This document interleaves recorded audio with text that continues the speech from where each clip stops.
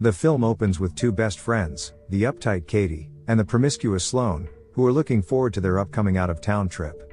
They will be working at a farm called Eco Field Organic Farms for a month, so they can save up to go shopping at New York City. On the next morning, they get picked up by Katie's cop uncle, Jason, and will be staying at Jason and his girlfriend's place for a night before going to the farm. As they settle in the new place, Sloane suggests that they should come up with fake names during their stay in the town. Sloane comes up with the name Heather, while Katie comes up with the name Ripley. The day after, Uncle Jason dropped the two off at a station from where they will take the bus to the farm. Being the protective cop uncle he is, Jason tells them that they should come up with a safe word, in case they get in trouble. The deal is, they need to send a code word at the end of every text. In other words, Jason asks Katie to send him a different code word in the alphabetical order every day. The safe words of the day are apple. After the uncle leaves, the two still have to wait for the bus, which is scheduled to arrive in approximately an hour, and they decide to wait at the cafe. They immediately catch the interest of two townsmen, and end up sharing a table with them. The two women then introduce themselves with the fake names they made up the other night, while the two men introduce themselves as brothers whose names are Jed and Lucas. The brothers offer to give them a ride to their workplace, and although Katie is initially reluctant, she gives in to Sloane's silent plea. The two end up climbing into the young men's blue truck.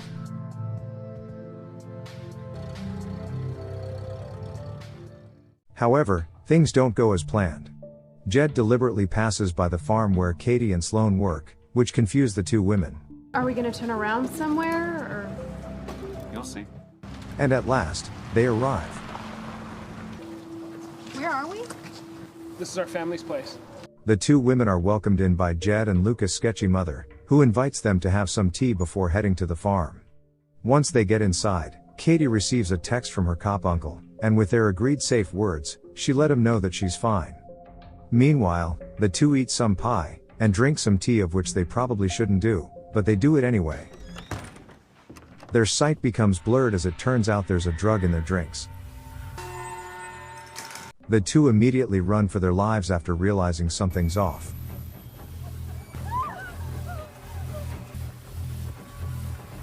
Unfortunately, Jed and Lucas manage to knock them unconscious, and carry them back inside. On the next day, Katie and Sloane are panicking and chained up in the middle of the woods. Jed walks up to them and tells them that they will now be living here, and they are given basic amenities to survive, such as clothes, a bed, and a toilet. We move on to the next scene, where Katie and Sloane are now dressed, and Jed's boss, Boris, shows up and takes Katie's phone to check if anyone knows their whereabouts. At this point, he discovers that Katie and Sloane lied about their names, as well as the code word she used in the text message. Katie and Sloane finally are forced to tell him that the word apple is a safety word. As soon as everything is back on track, Katie and Sloane are getting ready to take a bath with makeshift showers, right when the town sheriff shows up with his gun out. They have a gun! As it turns out, the sheriff is a piece of shit who condones human trafficking, and he has come to rape one of the women. After the evil sheriff gets his fill, Sloane visits a shaken-looking Katie to soothe her. On the other side of town, Uncle Jason is getting worried, because the latest text he received from Katie contains the same safe word that she used yesterday. Back inside the woods, Jed and Lucas welcome another customer, who from this point on we shall refer to as Scruffy Guy. He then picks Sloane and brings her inside the trailer. Unsurprisingly, Scruffy Guy is a bit of a psycho. Back to the cop uncle, he finally makes a call to Sloane and Katie's place of work, and learns that they never showed up for work yesterday. Convinced they are in trouble, he rushes to look for them. Meanwhile, Sloane and Katie's day is just about to get even worse, because the next customer that shows up is even sketchier than before. Jed and Lucas rush to cover their heads as the next customer walks closer.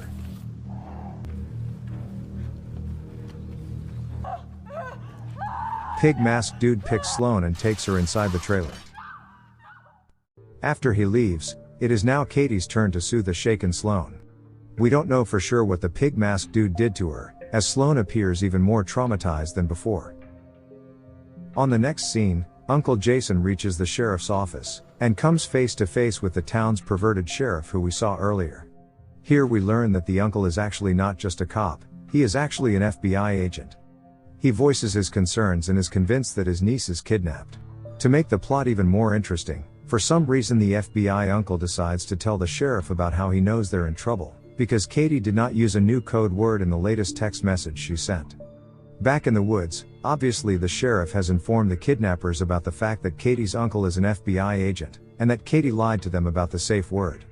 Not wanting the FBI to poke around their human trafficking business, the boss Boris tells Jeff to kill them both and dump their bodies. Unbeknownst to them, Katie is eavesdropping the conversation. While this is happening, the FBI uncle decides to visit the cafe where he last dropped off Katie and Sloane. He then asks the barista what he knows. Conveniently, the barista remembers in clear detail what sort of truck Katie and Sloane left with. On the next day, Katie tells Sloane that the kidnappers are planning to kill them, shortly before the kidnappers arrive along with Scruffy Guy. They then leave Scruffy Guy behind to watch them. Katie takes this opportunity to seduce him, and once she gets close enough, she rips his throat with her bare teeth. The two women then proceed to free themselves off their chains. Not long after, the sheriff arrives at the scene, presumably to kill them. But just as he steps out of his car, Katie and Sloane have stolen his car.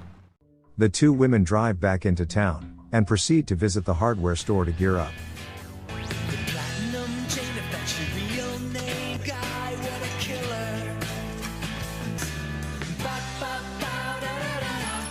Some real shit is about to go down now. They then ask the cashier if he knows Boris, the man with the blue truck, and the cashier knows where he lives. On the other side of town, Uncle Jason continues his investigation by visiting the town's car insurance building today.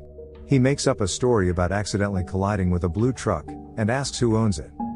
The boss Boris just makes it back home. It turns out that Katie and Sloane have sneaked up on him, and throw a bunch of nail-spiked tennis balls at him, injuring him badly.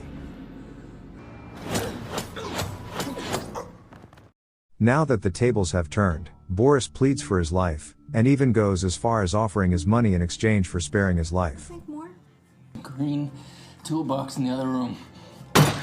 Right then, Uncle Jason pulls up in front of Boris' house.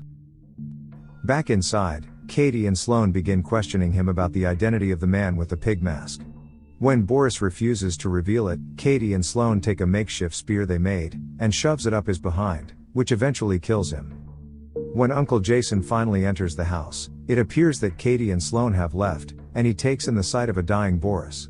Jason then hears the roar of car engines, and storms outside. Katie and Sloane drive off, while Uncle Jason rushed the dying Boris to the hospital.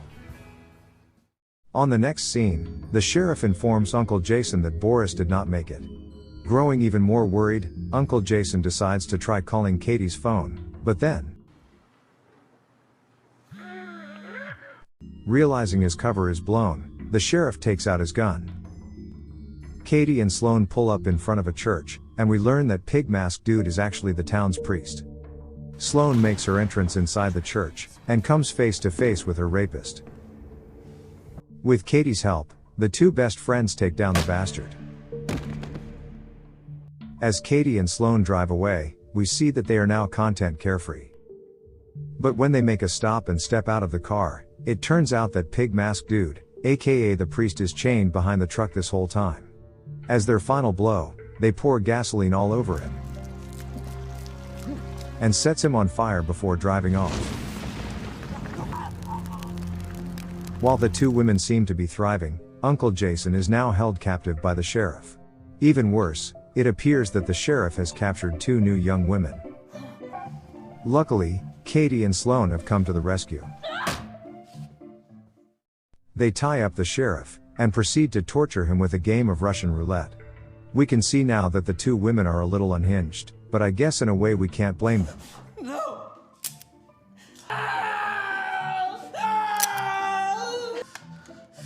Fucking bitches. The sheriff begins proclaiming how sorry he is, right when Katie finally finishes him off with a blow to the head. Afterwards, Katie and Sloane free the women, and tell them to free Uncle Jason. Jason tries asking the women who killed the sheriff, but they won't answer out of gratitude because Katie and Sloane saved their lives. Next, Katie and Sloane pay a visit to Jed and Lucas' mother's house, and decides to drug her the same way that she drugged them a few days ago. They tie her up and take her to the basement, where Jed is tied up and gagged. They proceed to bash his head in with baseball bats, while the mother is forced to watch. Up next, they take her to Lucas, who is also tied up to a chair. However, instead of beating him to death, they untie him, hand him a bat, and threatens him to beat his own mother. No. Do it. No. When Lucas voices his unwillingness, they shoot him dead. Afterwards, the two women set up his body, so that it looks like he killed himself. It is revealed that they plan to pin all the murders on him. Desperate, the mother offers them money in exchange for sparing her life. But instead of sparing her, Katie takes the lawn mower and brutally murders her with it.